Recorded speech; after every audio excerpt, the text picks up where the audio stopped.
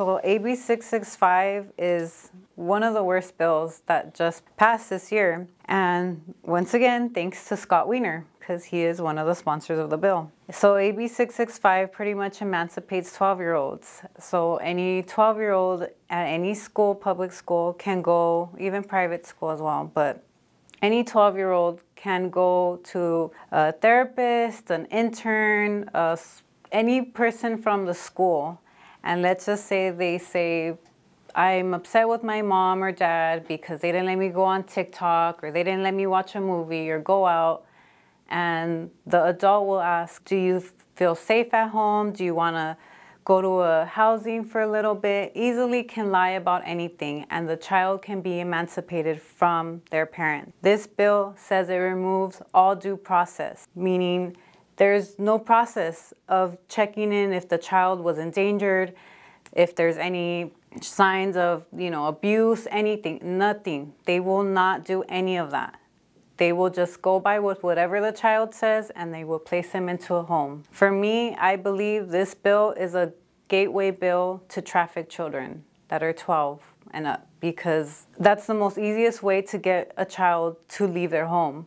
And I say that too because around 12, 13, I was having issues with my mom. If this bill were around, I could have easily been in the foster care system because I got in an argument with my mom over who knows what, and I didn't want to be around her.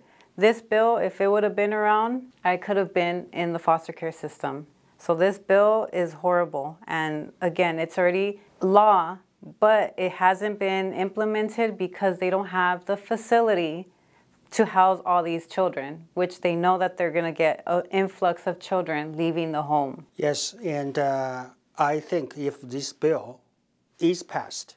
Oh, it already passed. It has already passed. Yes. So maybe that explains why human trafficking, especially trafficking of minors, is on the rise because of a bill like that, So as a parent, how would you feel about that? Obviously, we have a law like that already. So basically, when you are of that age, you're 12 years old, 13, 14, right?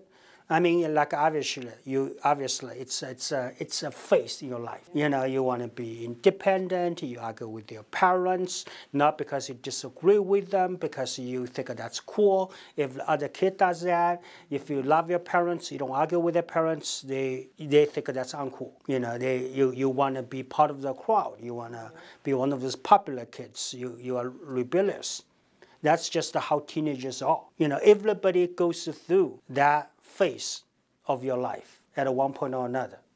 Some of them probably will, for some of them will be longer than others, but it's a phase everybody has to go through. And can you imagine, or as Christian has already said it, if that bill was passed before, she could have easily been in the foster care system. Her life would have been ruined, right? And without even knowing about it. So that's how dangerous this bill is. And this bill has already done a ton of damage already. And it's still doing it as we speak. Can you imagine every single day how many 12-year-olds, 13 years saying, Mom, you're mean to me, I don't like you, I like my friend's mother, she's cool, you're not. And her friend says the same thing. You know what? They'll be like, you know what? I don't want to live in the home anymore. You're mean to me. We're going to, go to the system. We're going to leave the house. They talk to an intern, they talk to a psychologist. They'll be like, okay, yeah, your mom is a total bitch, forget about her. Yeah. Or we'll help you out. From that moment on, the child's life, your child's life, is ruined for good. Yeah, and you won't know anything. They won't notify the parents. They won't know nothing. Yeah, because you are no longer a parent anymore, legally speaking. The system has become the parent. You think the system will care about your child as much as you do, nearly as much as you do? No. For them, it's just a number. And I spoken to Mike Fong about this bill before it even became law, before it got signed by Newsom.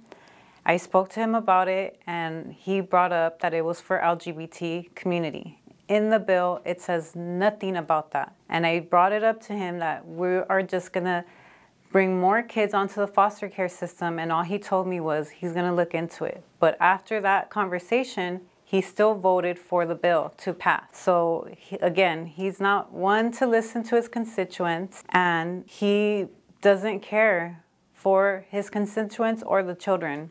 I'm a father. I don't never want that to happen to my child, you know? So that now maybe, you know, I have a sort of idea as to why, you know, lately, you know, there's a lot of, you know, human trafficking, especially trafficking of minors.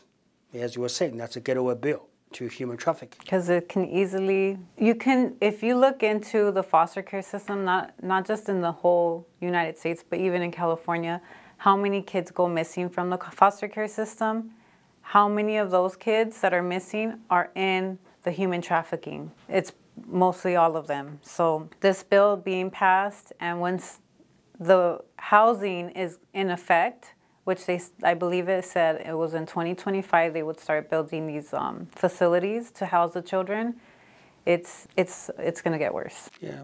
So basically the bills like that, you know, they're not just stupid, nonsensical. What's more important? They hurt you. They ruin children's lives. They ruin your lives. They're pure evil. Yeah. That's why I really appreciate having Christine from Mama here with us as a concerned citizen, as a concerned mother, as a concerned parent to discuss important issues with me and also with you. So if you are a parent, you have a child, especially if your child, you know, is, you know, 12 years old or older, or, you know, even not yet, maybe obviously at some point, if your child is not 12 years old, at some point he or she will be 12 years old, this will become a serious threat. So if you're a parent, no matter how old, how young your child is, pay attention, because this bill can change, can ruin your child's life. It can also ruin your life. That's why I'm running for the 49th Assembly District as a Republican. You know, I have very conservative values to, if I do get elected, I want to make sure a bill like that, bills like that, will never ever pass, so our children can be safe. We do not have to worry about that.